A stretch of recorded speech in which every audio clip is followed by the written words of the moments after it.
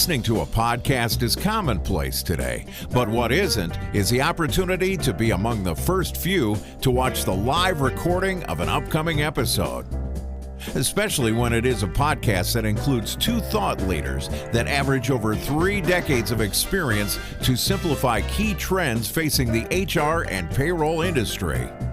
Evolve Beyond Borders is proud to introduce Pete Tiliokos and Julie Fernandez. Pete is an analyst, advisor, HR and payroll futurist, and the co-host and co-creator of the HR and Payroll 2.0 podcast. Julie Fernandez is the global HR advisory leader at Heron Palmer, who is driven by her desire to make HR transformation and innovation actionable. Let's welcome Pete and Julie for the HR and Payroll 2.0 podcast, live from Neeyamo's Evolve Beyond Borders in Atlanta. To another episode of HR and Payroll 2.0. I'm Pete Tiliokos, and as always, I'm joined by the legendary Julie Fernandez. Welcome, Julie. Thanks, Pete. Excited to be here. And actually, today we're doing a first ever.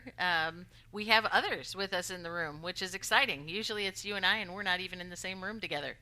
I know, right? First time we have ever recorded this episode together, so I'm happy to be here with you. And thank you for all of you who are joining us both in the room. There's a lot of people here in Atlanta. And what we heard is 15,000 people in the audience. So, wow, no pressure. Exciting. Exciting.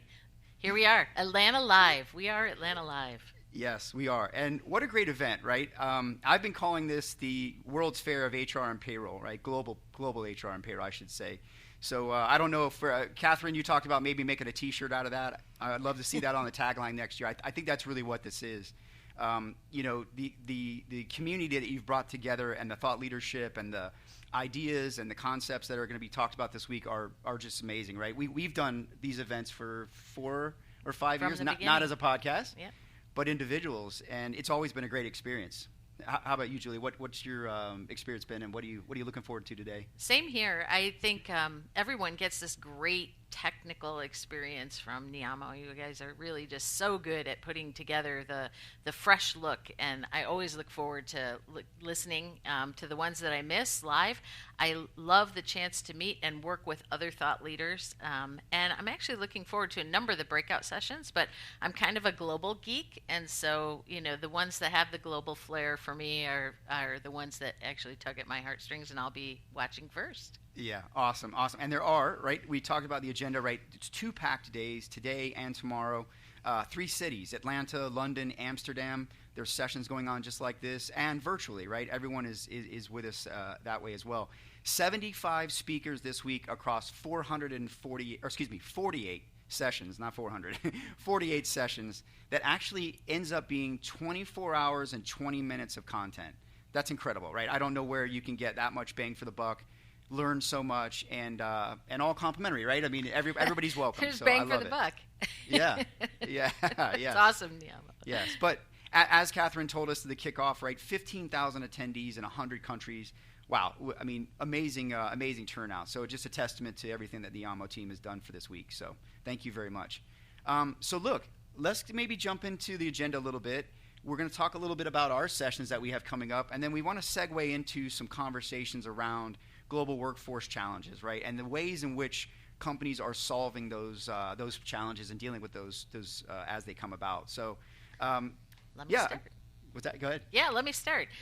So I have a session that I think is happening tomorrow that is about payroll consolidation, specifically when you have multiple countries in your footprint. And I think a lot of clients are challenged with figuring out, is it worthwhile? Is this something I should be looking at? Am I too small? Am I too broad? Am I too big?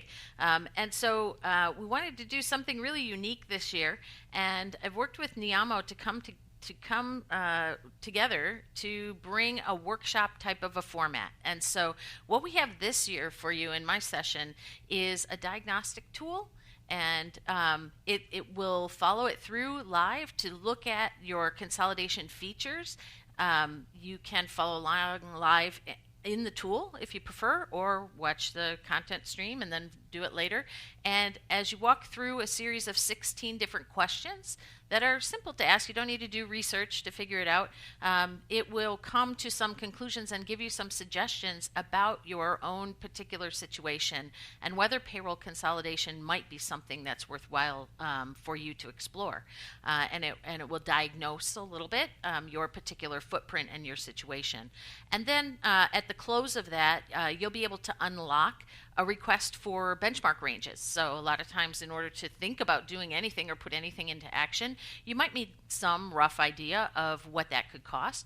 And so at the close of that real-time diagnostic, you can unlock and jump into a tool that will allow you to enter just some very simple data elements for as many countries as you want. And my organization here in Palmer will turn around a benchmark report with some ranges that might help you, give you just the back of the napkin idea of what you might be looking at to take some action in that space. Yeah, good So stuff. that's my section. Yeah, very hands-on, right? I love that. Very interactive, and it's interesting that topic of consolidation continues to come up, right? Everybody wants that elusive, single, unified experience for their payroll control, central control center, central data, and the ability to really get to one single view, right? I see a lot of that in the deals that I've been around and worked on in the industry recently, where firms are looking out and trying to figure out how do we take this sort of mess that we have and bring it to something that is more consolidated and more efficient and modern. So tell me about your session, Pete. Yes, my session. So I'm going to be talking about agility, right? Org agility. I think it's the one thing that everyone is really, you have to have it, right? It's the acumen that I think every business needs to be mastering, right? The ability to remain agile in the marketplace. Everything we know is volatility. It changes constantly, and you really have to be out in front of that stuff, right? And it's not just about pivoting. It's about really knowing when to pivot, where to pivot towards, and using the data and information and cues that you find from that information to help you guide your organization along that path. And a key part of that is human capital, right? Is payroll, is the ability for your HR operations to maximize the efficiency and effectiveness of your workforce. And when you have that all kind of come together, you really do have a more agile, resilient organization that can pivot through these challenges and handle them. So that's my topic, and we're going to be digging into that tomorrow. So that will be available there. So awesome. Please do check that out. So, as you know, if you've listened to the show before, we generally talk about market updates. Obviously, our market update this week is the Neeyamo event, so we've kind of covered that. And then we normally get into a topic. And this week's topic is really the global marketplace, right? How do you compete? How do you maintain that competitive advantage? And fundamentally stay agile and navigate through these times of challenge, right? The interesting thing is, I think that while there are more challenges than ever, and there are more organizations, even at a younger stage, finding themselves in a global marketplace and having to manage and cultivate a global workforce. The great news is, as we saw in the beginning of the presentation kicking off, there are a lot of levers, solutions that can help you be agile and remain ahead of those challenges and be able to have that workforce optimized and synergized to be able to help you perform and hit your strategic goals. So we're going to talk a little bit about some of those capabilities today that people need to be looking at. And again, I think if you look at the common theme through many of these solutions that you're seeing come into the marketplace, they're very much agility-driven tools, right? They're there, or solutions. They're there to help you create more of that agility and help you be able to to make your goals a reality, right? Achieve your strategic path. So Julia, we're going to break this down into a couple pieces, right? Do you want to take us through some of this? So another hallmark, or at least a personal goal for both Pete and I, has been to make sure that our content session starts to break things down and give some actionable pieces of thought. And so today, fitting with that theme, we actually wanted to talk about global talent and the different markets that you can tap in the international talent space in order to increase your international presence and agility. So it doesn't matter whether you're boosting or expanding your headcount, or you're improving experience, or you're entering and exiting new countries that you haven't been into before. Maybe M&A is going on. You don't know where you're going to be 3 months from now. to me, an important piece of information, knowing the players in the markets and the providers to share, is that there are different providers that are serving different parts of your international workforce, and some of them have overlapping positions and offerings, and it's really easy to get confused or sold to instead of getting a moment to step back and think about which populations am I dealing with, what am I trying to solve, what am I trying to do. And so you want to kind of avoid defining your strategy to fit, maybe a familiar provider is showing you their wares, and they have some offerings, but that doesn't mean that's all that there is in the market. So we have 4 discrete markets in international different offerings, and wanted to just differentiate and bring those 4 to you a little bit today. The first one that I'll start with is global mobility. And so this used to be kind of the only thing that you would see when you were talking about international talent and international space. And the workforce, because which employees or which folks you're talking about is different sometimes in each of these markets, you're really talking about those special categories of workers that are expats, they're third country nationals, right? They're impats or assignees or whatever. And so this has been a very specialized niche space in HR for a long time. Usually there's a tiny team of folks, or a third party or with third parties that are focused on impats and expats and how to get them settled and what to do with that. And that's always been called global mobility. Yep. Some of the providers that are out there, just to give you an idea, Ernst & Young is really big in this space. A lot of times these providers are managing taxes and cost projections and those sorts of things. You have reload firms and moving firms, so you get the likes of the Grables or the Serva BGRS folks or the Cardises, and technologies. And Pete, I know you have a technology that you were calling out to me the other day that we should mention here in this particular segment. Yeah, Topia. I'm a big fan of their global mobility platform. It's kind of a one-stop shop for all things global mobility. And there are, you're right, this is a topic that I think keeps coming up as you talk to different CHROs. This week we were talking before the show, right? The Davos, right? A lot of the content I'm seeing come out of that talking about global talent gaps, global workforce challenges, and the fact that you fundamentally have to go beyond your borders now to really staff and find that talent mix that is going to give you what you need to, the skills you need in order to achieve your goals. So a lot of these solutions are coming online and shaping, and many of them are in the form of services, but there are a few global mobility platforms that are out there I think are really interesting. And Topia would be one I would look at. So as with most things, in any of those spaces, there are sometimes technologies and then there's sometimes a technology and service offering. The last thing I want to say before we leave global mobility is there's kind of a new pairing of buzzwords. Talent mobility is showing up an awful lot, or global mobility is showing up in a slightly different context.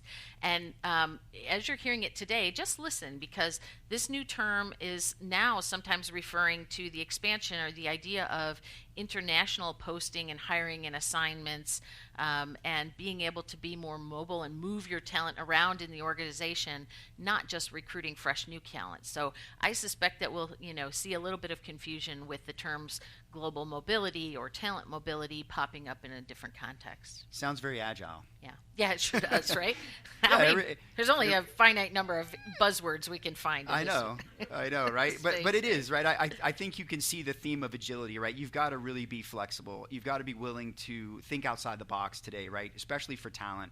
I was reading something just this week, again, from Davos, something about 54%, don't quote me on this, 50-ish% of some of the world's most educated populations come from 5 countries, and none of them are the U.S., right? It was like Brazil, Mexico, and a couple of other places. So there are tremendous talent pools, tremendous skill pools that are out there that can be tapped, and organizations are finding a lot of success by going outside their borders, right, and achieving the ability to create talent pipelines that are beyond their own borders, right? Exactly what we're talking about this week. And certainly giving companies the ability to get very agile and very creative in how they solve for their skills gaps. So why don't you take us to number 2, the second? Yes. This is an area that very near to my heart. I did a lot of research on this a few years ago. I've written about it for 5+ years now, and that is the employer of record or the global PEO model, right? I would say global employer of record is probably a better way to describe it. A lot of times you'll get the PEO connotation, or the PEO wording kind of gives you the connotation of the U.S. model. It's similar, but it's not exactly a construct that is legal in every country outside the United States the way the United States operates it.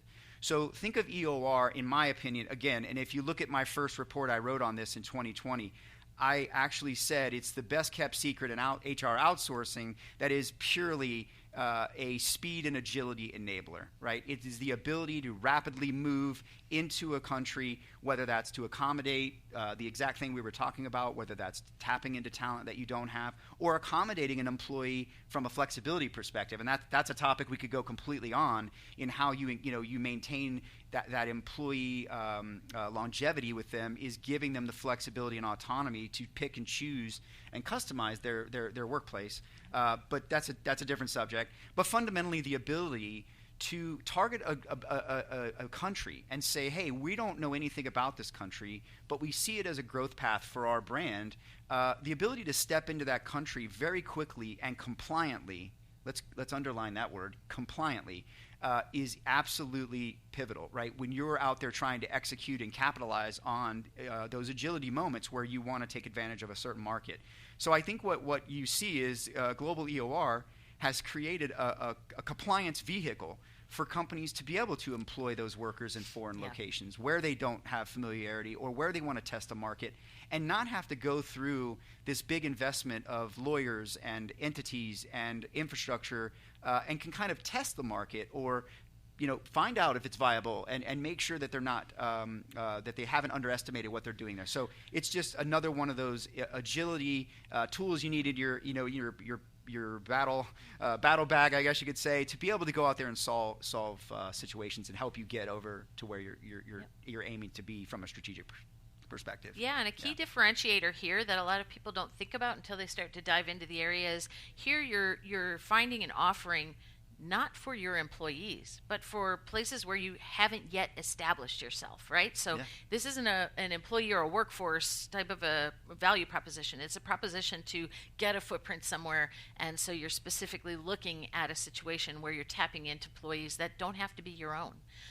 And so there are some unique folks in the market. I think we saw in Kathy's overview that Neeyamo is in this space. I know we usually toss out a number of different provider names as well, but these are different providers than global mobility providers who are focused on impats, expats, and so forth. And I'll add, there are a number of sessions about this today. Brent Skinner from 360 Insights is going to be speaking on this. But also, I thought it was beautiful that Neeyamo has a panel of both their executives but also their competitors from this industry. And some of them are founders of these concepts and solutions and have been there from day one in this industry. I would really encourage you to be a part of that keynote and listen to that, because I'm amped, right? That's 5, I think, executives that are going to be on that from different organizations, Neeyamo and competitors. So be sure to get it in on that one. Okay. That'll take us right into the third takes us right into the next segue. lever that you can pull in this international space, and that's global payroll. And so unlike the EOR space that we were just speaking about, with global payroll, you're looking at your own general population of employees in every country. So if you yourself have 30 employees in France, and you're trying to figure out how to handle payroll for your own employees and not necessarily the specialized employees from mobility or first segment, or not your employees in the EOR, you're just trying to figure out how do you do payroll and be compliant in however many countries you have around the world. And that's the global payroll segment. And that's a segment where we see, because it is payroll heavy, local compliance heavy, we really see a gross to net or a managed payroll type model as being predominant there. And it's an area we've both come to know each other through. Yes, global payroll. Wow. Listen, you know what I'll say about this? Global payroll, and I would say global. Let me back up. The term global payroll has gotten a little bit, I would say, blurred. Right? The EORs, right? A lot of these EOR organizations, employer of record firms, are coming online, and they're calling themselves payroll providers. And that's not exactly a payroll service. It's a payroll-heavy service, but it is not a payroll service, and it is not global payroll. And I would argue that you should look at both as solutions that can interact and work together and benefit each other. I would say that global payroll is probably where EOR leads to. If you're obviously successful and you want to stay in that country or you want to expand your footprint, it often leads to a long tail need in a certain country or multiple countries, which is certainly where global payroll comes into play, right? Solving for your workers outside of your home country. But I think it's important to understand the difference, because global payroll is getting thrown around, I think, in a way that gives the idea that a lot of things that are being presented as global payroll solutions are really EOR solutions. And so be very careful about that. But I would tell you that what I love right now about global payroll, and I love about, right, we heard it in the Hyperloop discussion this morning. I love Neeyamo's Hyperloop concept. I think it's exactly where the market in the future is heading. I think we're living in what could be the golden age of payroll right now, right? We have finally gotten, executives and leaders and organizations treating payroll like it's important, like it should have always been treated, right? They're finally investing in payroll and seeing it as a lever, or a vehicle, not a lever, a vehicle for fundamentally delivering on the employee experience, for fundamentally holding the glue. It's the glue that holds the employee experience and the trust between employer and employer together. And at the end of the day, it should also be an asset. It should be a value-driving asset to your organization. And I love the modernization that's happening, and I think the resurgence of payroll has made its way to the global space. And more you're seeing companies really look at how they can modernize. And I think where you have to look at EOR is both opportunistic but also strategically, right? Use that to help you fill gaps where your global payroll is not gone yet, where you don't need global payroll yet. Or where you have an opportunity to go and take advantage of an opportunity of growth for your organization. But using the two together, I think, is really important, and understanding how each one works and what they do is critical. And we could probably make an episode out of talking the difference of the two of those. But very important that you look at your global payroll operations in the context of how is it going to move our organizations towards a more agile, insight-driven group, and then how does EOR fit into that and help us achieve and solve specific point location challenges. So yeah, long-winded answer, but. So discrete market, discrete providers that have that as their point of strength. Okay, let's keep this moving and on to market number 4, which is another area in international employees you might want to look at, and that is global rewards or global total rewards. Yes. Sometimes Ben Admin and brokerage, global Ben Admin and brokerage are caught up in this particular quadrant as well. And again, these are offerings and technologies and solutions that are oriented specifically toward your general population of employees in however many countries you operate in. And the idea here is, you're not just talking about the payroll portion, you're starting to talk about the benefits and rewards and things that you're doing to attract and retain talent. And so it probably should be no surprise that that's become a very important lever and gotten a lot of attention, especially from large employers these days, who are looking to not only retain talent and explain the value proposition and bring forward for their employees the value of all the different things that they do as an employer for them.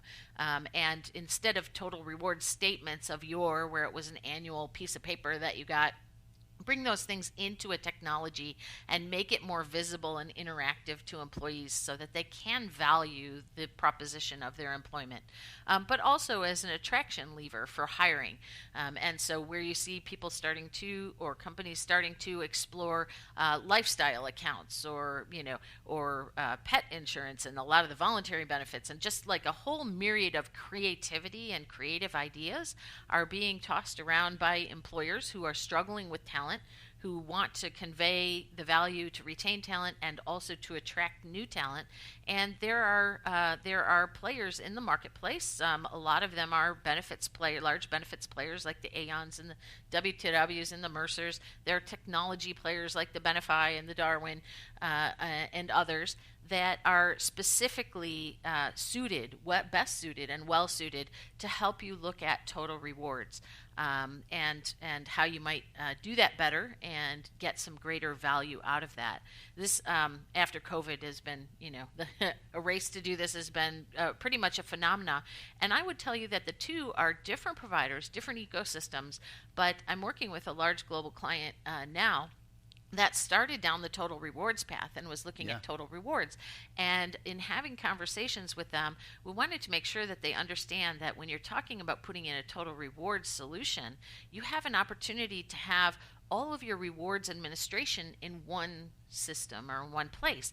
And that gives you a really unique opportunity to then have a single interface into one or a handful of global payroll providers, right?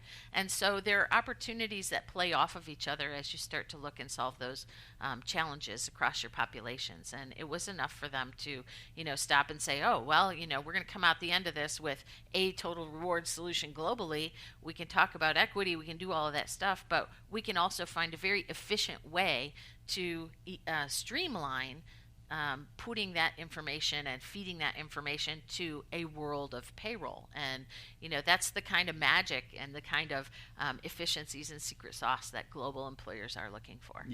Yeah, three things there I would say jump out at me when I think about what I've read about and researched and worked and interviewed customers around global rewards is the employee experience and the employee wellness, right? And the fact that there's wellness is way more than just their health, right? It's their mental health, it's their financial health, all of those things. And you're right. What I notice is the organizations are trying to do more to make the employee experience more robust, more flexible, and they are juggling a lot of different vendors in this bucket and needing help in getting all together. And the key thing that you said at the end that I love is integration, right?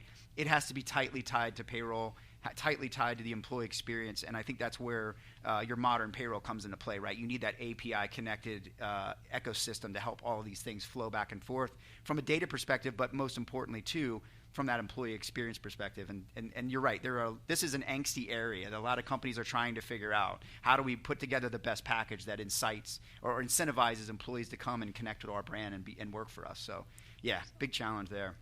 So those are the 4 areas we wanted to make sure to call out today, because oftentimes folks come to us and start a conversation and might say, hey, I need to fix some stuff about my global, my global footprint, and there are different populations served and different vehicles, different providers, altogether different ecosystems, depending on what it is you're trying to solve for. So we're hoping that's helpful.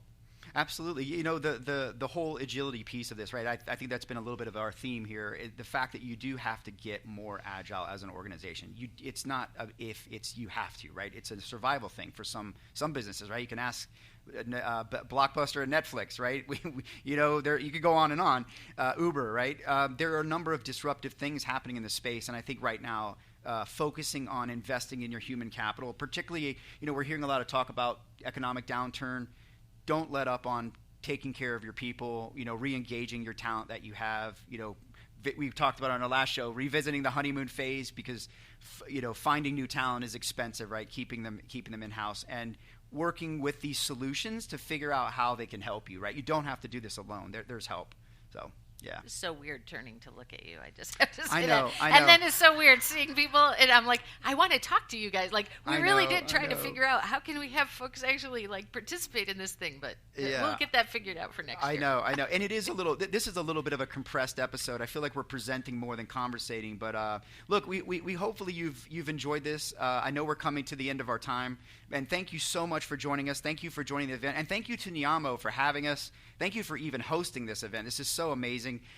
Look for a blog on this very topic. We're going to do a better job maybe of summarizing it, a little bit more detail. Julie will be having that coming soon. And as always, right, you can engage with the show on any of the platforms that you follow your podcasts on. HR and Payroll 2.0 is where we are out there. And you can follow us on LinkedIn as well as Twitter. At HR Payroll 2_O is our Twitter feed. And you can always find Julie and I as well. And thank you so much for having us. Thank you for doing this. And thank you for meeting me in person for an episode, Julie. It's been fun. Awesome. Thanks so much. We'll see you guys next time.